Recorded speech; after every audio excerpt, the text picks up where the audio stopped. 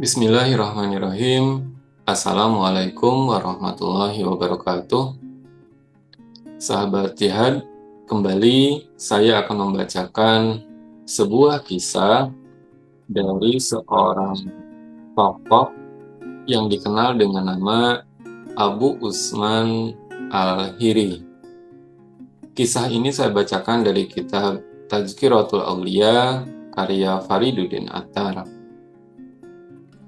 Abu Usman Said bin Ismail Al-Hiri Al-Nisaburi berasal dari kota Rai, di mana ia berkenalan dengan Yahya bin Mu'adz Al-Razi dan Syah bin Suja Al-Kirmani. Kemudian ia pindah ke Nisapur. Di sana ia sangat terpengaruh oleh Abu Hafsin Al-Haddad. Ia juga pernah mengunjungi Junaid di Baghdad. Ia meninggal pada tahun 298 Hijriyah atau bertepatan dengan tahun 911 Masehi di Nisapur.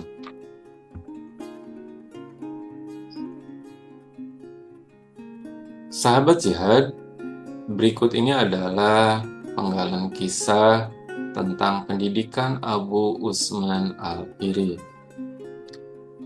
Sejak kecil, hatiku telah mencari-cari sesuatu di balik realitas.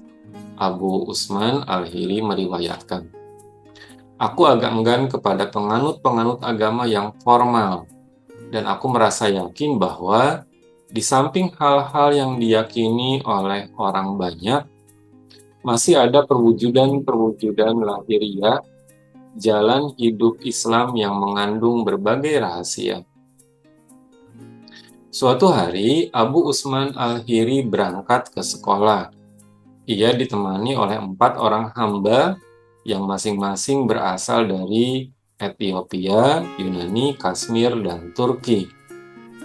Abu Usman Al-Hiri membawa sebuah kotak pena yang terbuat dari emas, mengenakan sorban yang terbuat dari kain halus dan berjubah sutra.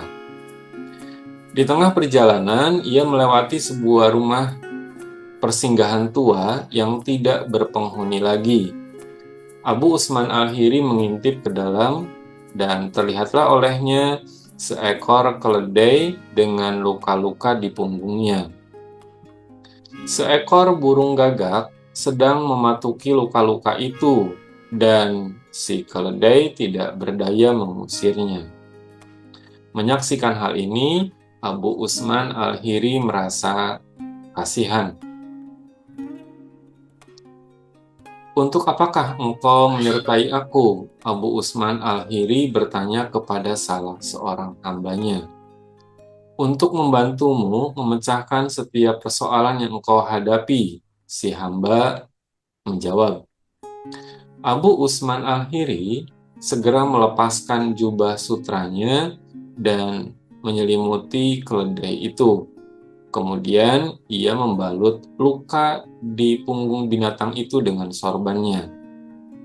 Tanpa mengeluarkan suara, keledai itu memohon kepada Allah yang Maha Besar agar memberkahi Abu Usman Al-Hiri. Sebelum Abu Usman Al-Hiri sampai di rumah, ia dihadapkan dengan sebuah pengalaman spiritual yang hanya dialami oleh manusia-manusia sejati. Seperti seorang yang sangat bingung, ia mendapatkan dirinya berada di antara orang-orang yang sedang mendengarkan khutbah dari Yahya bin Mu'adz. Kata-kata Yahya bin Mu'adz membuka sebuah pintu di dalam hatinya. Kemudian, Abu Usman Al-Hiri meninggalkan rumah kedua orang tuanya dan untuk beberapa lamanya mengikuti Yahya sambil mempelajari disiplin para sufi. Demikianlah yang dilakukan Abu Usman Al-Hiri. Sehingga pada suatu hari, tibalah rombongan yang baru berkunjung dari Syah bin Suja al-Kirmani dan menyampaikan kisah-kisah mengenai manusia suci tersebut. Kisah-kisah ini membuat Abu Usman al-Hiri ingin sekali berkunjung kepada Syah bin Suja. Setelah direstui oleh pembimbing spiritualnya, berangkatlah ia ke Kirmani untuk mengabdi kepada Syah bin Suja. Tetapi Syah bin Suja tidak mau menerimanya. Dirimu penuh dengan keinginan, Syah bin Suja berkata kepada Abu Usman al-Hiri. Tempat Yahya adalah keinginan. Kemajuan spiritual tidak akan ada di dalam diri seseorang yang dibesarkan di dalam keinginan. Kesetiaan buta kepada keinginan menimbulkan kemalasan. Bagi Yahya sendiri, keinginan itu adalah peniruan semata. Dengan segala kerendahan hati, Abu Usman al-Hiri bermohon kepada Syah bin Suja. 20 hari lamanya ia menunggu di depan pintu rumah Syah bin Suja. Akhirnya, si Syekh terpaksa menerimanya. Demikianlah Abu Usman al-Hiri menjadi murid dari Syah bin Suja dan banyak memperoleh manfaat dari ajaran-ajaran gurunya sampai waktunya tiba ketika Syah bin Suja pergi ke Nisapur untuk mengunjungi Abu Hafsin. Usman al-Hiri pun menyertainya. Pada waktu itu, Syah bin Suja memakai jubah pendek. Abu Hafsin menyambut dan memuji-mujinya.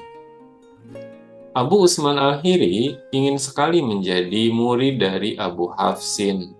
Tetapi karena hormatnya kepada Syah bin Suja, ia merasa segan menyampaikan hasratnya itu. Lagi pula, Syah bin Suja adalah seorang guru yang sangat cinta kepada murid-muridnya. Maka Abu Usman al-Hiri bermohon kepada Allah agar dibukakan jalan untuk bisa tinggal bersama Abu Hafsin tanpa mengecilkan hati Syah bin Suja. Abu Usman al-Hiri mengetahui bahwa Abu Hafsin adalah seorang manusia yang banyak memperoleh kemajuan spiritual. Ketika Syah bin Suja merasa telah tiba saatnya bagi mereka untuk kembali ke Kirman, ia menyuruh Abu Usman al-Hiri menyiapkan perbekalan mereka. Kemudian pada suatu hari, dengan sangat ramah, Abu Hafsin berkata kepada Syah bin Suja, "Biarkanlah anak muda ini bersamaku, karena aku sangat senang kepadanya." Syah bin Suja berpaling kepada Abu Usman al-Hiri dan menasihati, "Patuhilah perintah-perintah Syekh." Setelah itu berangkatlah ia tanpa Abu Usman al-Hiri. Ditinggalkannya Abu Usman al-Hiri untuk memulai kehidupan baru. Sahabat jihad, Abu Usman al-Hiri mengisahkan, "Usiaku masih muda ketika Abu Hafsin membebaskanku dari asuhannya. Aku tidak ingin engkau berada di dekatku lagi," Abu Hafsin berkata kepadaku. Aku tidak bisa berkata apa-apa. Aku tidak berani membelakangi Abu Hafsin. Maka, dengan air mata bercucuran, aku beringsut mundur dari hadapannya. Kemudian di hadapan rumah Abu Hafsin, aku bangun sebuah tempat kediaman dan kubuat sebuah lubang dari mana aku bisa melihat Abu Hafsin. Aku bertekad tidak akan meninggalkan tempat itu, kecuali Syekh sendiri yang memerintahkan demikian. Ketika Syekh mengetahui tempatku itu dan melihat keadaanku yang sangat menyedihkan, ia lalu memanggilku dan memberkahiku dengan menikahkan putrinya kepadaku. Sahabat jihad, Abu Usman al-Hiri berkata, "Selama 40 tahun, betapapun keadaan yang ditakdirkan Allah kepadaku, tak pernah kusesali. Dan betapapun ia mengubah keadaanku, tak pernah membuatku marah. Kisah berikut ini merupakan bukti kebenaran kata-kata dari Abu Usman Al-Hiri tersebut. Seseorang yang tidak mempercayai kata-kata Abu Usman Al-Hiri mengirimkan sebuah undangan kepadanya. Undangan itu diterima oleh Abu Usman Al-Hiri. Maka ia pun pergi ke rumah orang itu. Tetapi sesampainya di sana, orang itu berteriak kepadanya, "Wahai manusia rakus, di sini tidak ada makanan untukmu. Pulang sajalah." Abu Usman Al-Hiri beranjak meninggalkan tempat itu. Tetapi belum jauh dia melangkah, orang tadi berteriak memanggilnya, "Syekh, kemarilah." Abu Usman Al-Hiri berbalik, tetapi orang itu terus menggodanya. "Engkau sangat rakus, tidak pernah merasa cukup. Pergilah dari sini."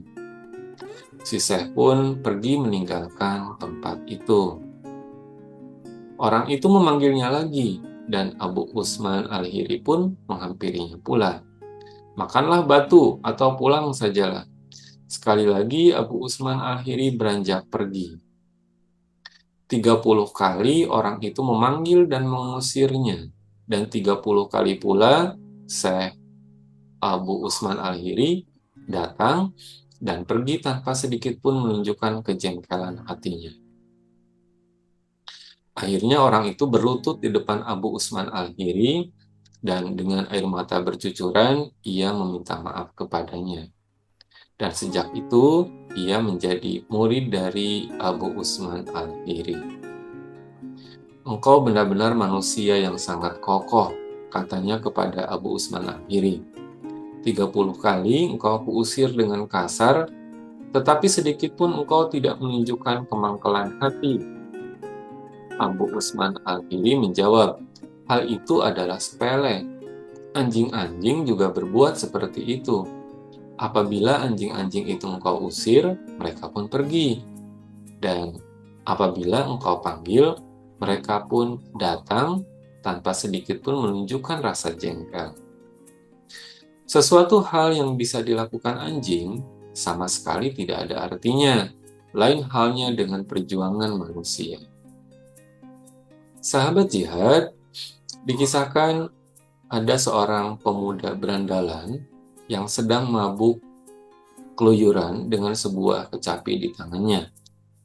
Tetapi ketika melihat Abu Usman Al-Hiri, ia segera memasukkan untaian-untaian rambutnya ke dalam pecinya dan menyembunyikan kecapinya ke balik lengan bajunya. Ia menyangka bahwa Abu Usman Al-Hiri akan melaporkan tingkah lakunya kepada yang wajib. Dengan seramah mungkin Abu Usman Al-Hiri menghampirinya. "Jangan khawatir," kata Abu Usman Al-Hiri. "Orang-orang yang bersaudara adalah satu." Mendapat perlakuan seperti ini, si pemuda bertobat dan menjadi murid Abu Usman Al-Hiri. Pemuda itu disuruhnya mandi dan diberinya pakaian. Kemudian Abu Usman Al-Hiri menengadahkan kepalanya dan berdoa, "Ya Allah, telah kulakukan kewajibanku. Selanjutnya adalah urusanmu." Sesaat itu juga si pemuda mengalami suatu pengalaman mistik yang sedemikian menakjubkan, sehingga Abu Usman Al-Hiri sendiri terheran-heran. Pada waktu sholat asar, datanglah Abu Usman Al-Maghribi. Abu Usman Al-Hiri berkata kepadanya, "Syekh, hatiku terbakar oleh api cemburu yang selama hidup kudambakan telah dilimpahkan kepada pemuda yang masih mengeluarkan bau anggur dari dalam perutnya ini. Maka taulah aku kini bahwa manusialah yang berusaha, tetapi Tuhan yang menentukan." Demikian sahabat jihad, ulasan kisah dari seorang tokoh yang bernama Abu Usman Al-Hiri yang saya bacakan dari kitab Tazkiratul Aulia karya Fariduddin Attar.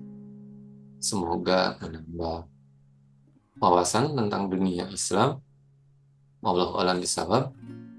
Billahi taufiq wal hidayah. Assalamualaikum warahmatullahi wabarakatuh.